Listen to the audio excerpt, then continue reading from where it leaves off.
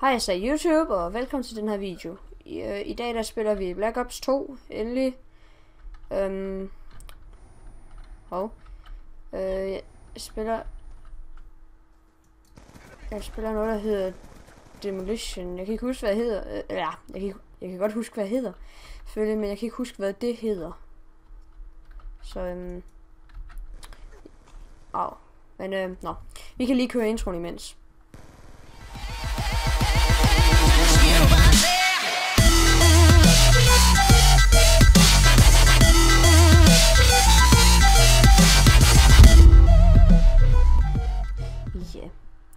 Og jeg er kommet i level 48, Prestige 1, level 48 hedder det vist.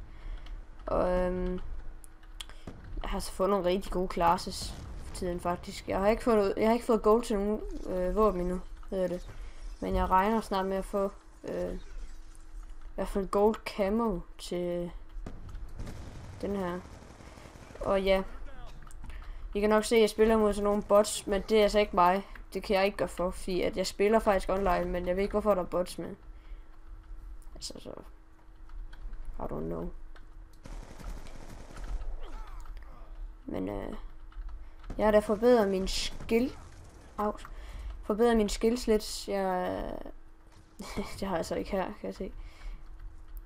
Jeg er blevet lidt bedre siden sidst. Det tror jeg også lige droppet. Men noget der er træls, det er alle de der bots skal med. Det er faktisk pisseirriterende, fordi så er der ikke noget sjovt i det. Så det er rimelig træls. Der var et headshots, for jeg snart gold camo.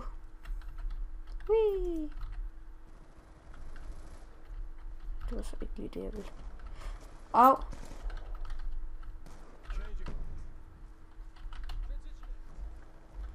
Og ja, jeg har fået en ny tastatur og en ny mus og... Nej, ikke nyt headset selvfølgelig. Men jeg har fået en ny tastatur og en ny mus. Det er... Eller det hedder... Der var ikke lige meget plads der. Det hedder Logitech... musen hedder Logitech G500. Nogle af jer nok kender det, der er meget populært hos Logitech, har jeg hørt. Og så Logitech G510 tastatur, som der skulle passe med Logitech G500. I hvert fald hvad jeg har hørt. Altså noget crap.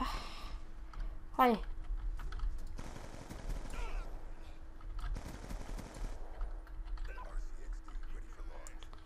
Der var der en bitte bilbump. Der er lidt med der. Au.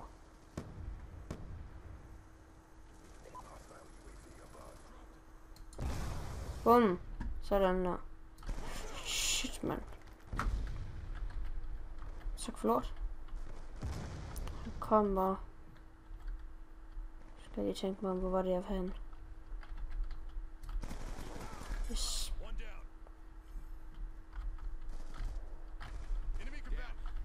Nej. Yes. Okay, det var nok et lille... Det var nok et rimelig retard grin, det der. Det må jeg undskylde. Au.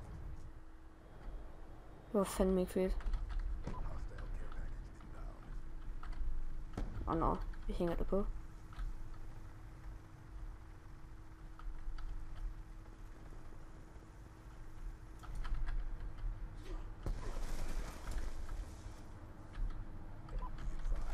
Ja, jeg vidste kraftedet med det, man står der. Så har jeg ham lige her. Nej, hvor fanden er han henne? Er han løbet videre? Der var han. Nå, det er min kammerat, der står deroppe. Eller Marker hedder det.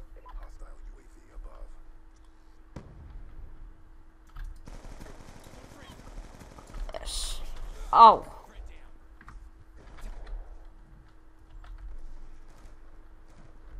Men ja, jeg har fået... Min stemme gør ikke så ondt lige nu. Som jeg uploadede i går en video med. Jeg har fået sådan noget... det ved jeg ikke, hvad hedder det? Det er te med. Shit. Sådan noget te med honning. Hedder det. Det kommer nok til at sige lidt højt, det der. I'm sorry for that. Så.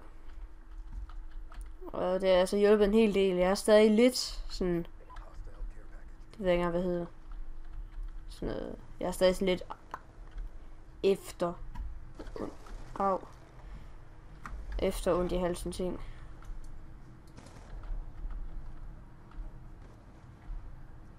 Så ja. Yeah. Og grunden til at jeg så lige optager eller ikke Minecraft, det hedder Black Ops lige nu. I stedet for Minecraft, det skulle jeg egentlig optage i dag, men det var fordi jeg simpelthen ikke lige gad at orke Minecraft her. Au! For satan. Nu ved vi det meste, hvor han er.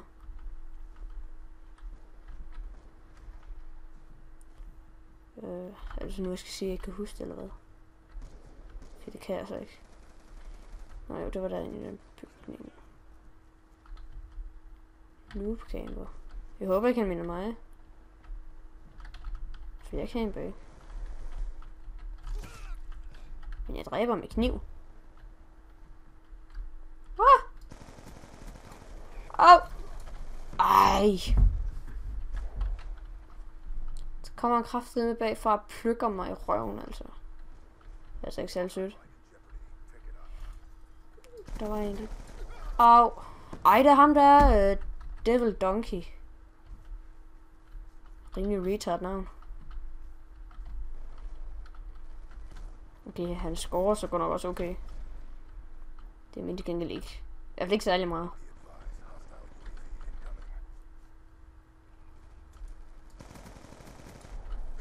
Au! Sådan. Han sidder helt klart heroppe. Ja. Nej. Det gjorde han ikke. Hvad fanden er han så?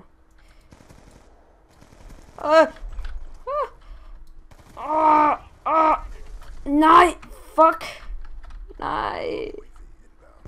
Pis. Jeg har egentlig tit tænkt om, hvor man kan springe den her tank i luften. Altså ligesom... Jeg kan jo smadre de der biler. Nå, det kunne jeg så ikke nu. Men man kan jo smadre nogle af bilerne i banerne. Så de springer i luften. Kan vide, at man så også kan springe tanken, hedder det. Det gad jeg sgu godt at vide. Eller bare prøve det. Ja. Yeah. Men der er ikke gået så lang tid, så vi tager bare en runde til.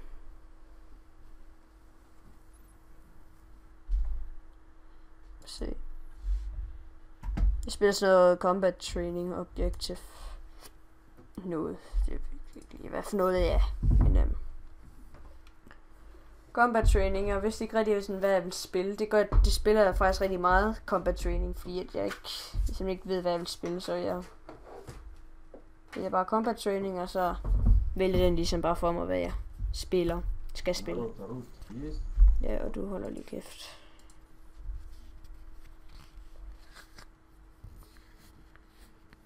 Så ja, det spiller jeg faktisk rigtig meget, combat training. Det er faktisk også meget rart, der er den funktion. Så man ligesom... Ja. Så der er et lille automatisk udvalg, hedder det. Og så er jeg nej, Team Deathmatch igen, så er jeg begyndt rigtig meget at spille på den her bane, der hedder Standoff. For det ikke skal være helt løgn. Ligesom der kunne jeg bare ikke fordrage Standoff. Jeg havde Standoff. Det ved jeg så ikke lige, hvorfor jeg synes nu. Men jeg kan rigtig godt lide Standoff nu for tiden. Den er super god på lige nu. Ja. Yeah. Men altså, alting er godt, som det plejer at være. Carl Emil, altså Channel of Bager. Link i description hedder det. Han har fødselsdag i dag, han bliver 11 år. Så ham må I meget på fint dansk meget gerne gå ind og subbe og like og kommentere til. Det bliver jeg rigtig glad for. Han kommer der, ja. Og så yes. Og så ved jeg ikke engang, hvorfor jeg lavede det der. Det var sgu nok træls. Oj. Ej, så var der 2.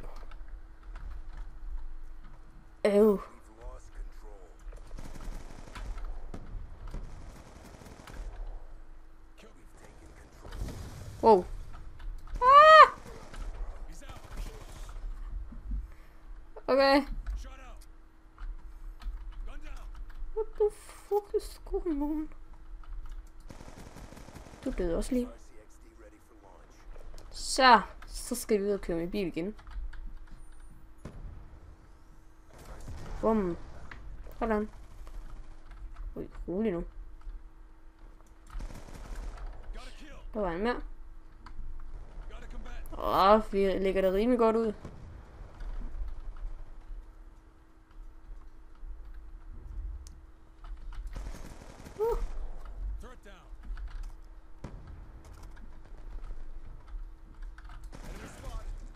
Ups. Der var en lightning en sindssygt. Nice. Hvad fanden skal jeg sætte den her? Det ved jeg sgu ikke. Hey John. Nej, ikke der. Kan man jo ikke smadre den vel.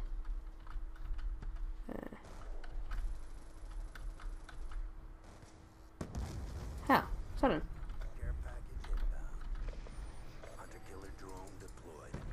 Det var så godt nok en pisplacering det der. Men fuck det. Jeg fik den mindst et kill. Au. Næh.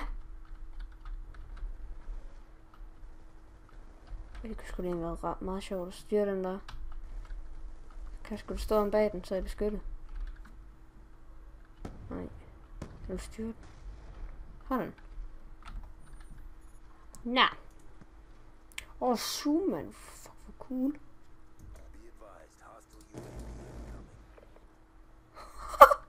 What?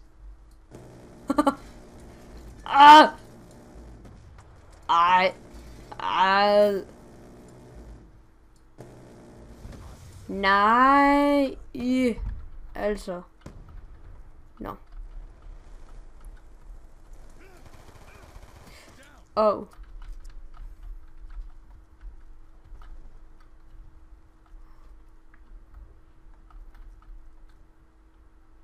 Hallo?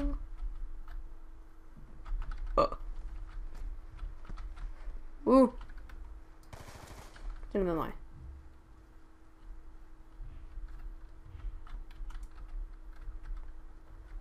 Jo. Nej. Oj. Shit, man. Oj, det er bare godt kill det der, eller hvad?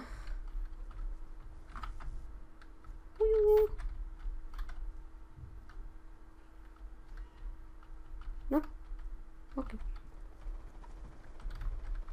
Du.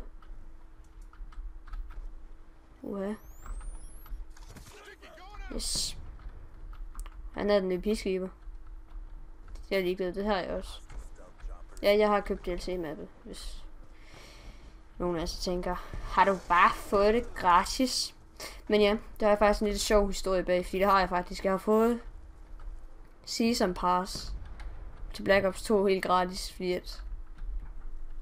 Ja, det ved jeg ikke, hvorfor. Okay. Nå, det er jo helikopter, fair nok. Nej. Oj. Men det var, jeg vil gå ind og købe det der skide... Bum.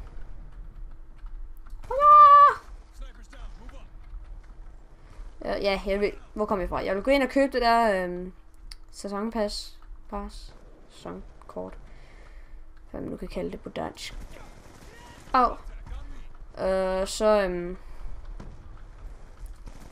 Så da vi så skulle ind og kigge på PayPal, altså det jeg brugte til at betale med, om det var gået igennem og alt det der, så havde de ikke trukket pengene fra min konto. Simpelthen, de har ikke trukket en skid penge. Så, og jeg fik DLC-mappet den dag, det skulle udkomme. Altså godt nok en dag efter, ikke? Så vi stiller her. Ja, simpelthen. Så jeg blev ikke trukket for det, eller... Ja, det hedder det jo vel. Ja. Det opsker jeg. Fordi der er der en, jeg gerne vil snakke med.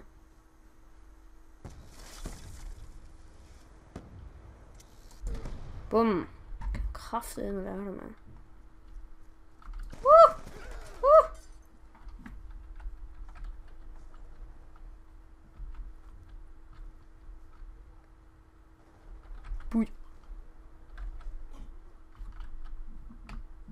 Den styrte vi igen, det var sjov. Pis. Ej. Det gider jeg altså ikke. Det duer jeg ikke til.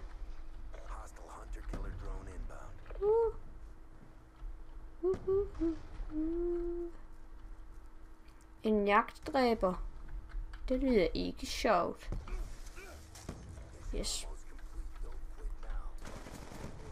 Fail. Ser jeg bare.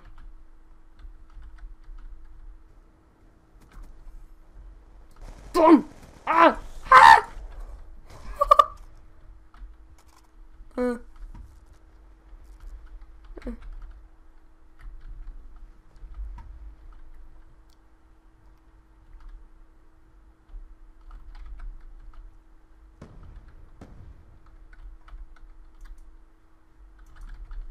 Hvor er alle sammen henne? Kom og snak med mig. Vil ikke nok. Så bliver jeg glad. Dø! Fandme jeg. Victory! Ja. Lad os se bare en kill game, inden jeg slutter episoden. Det var en sniper. Så ramte noget forbi starten. Men så fik ham. Til sidst. Ja, det var alt for den her gang. Vi ses alle sammen. Hej hej.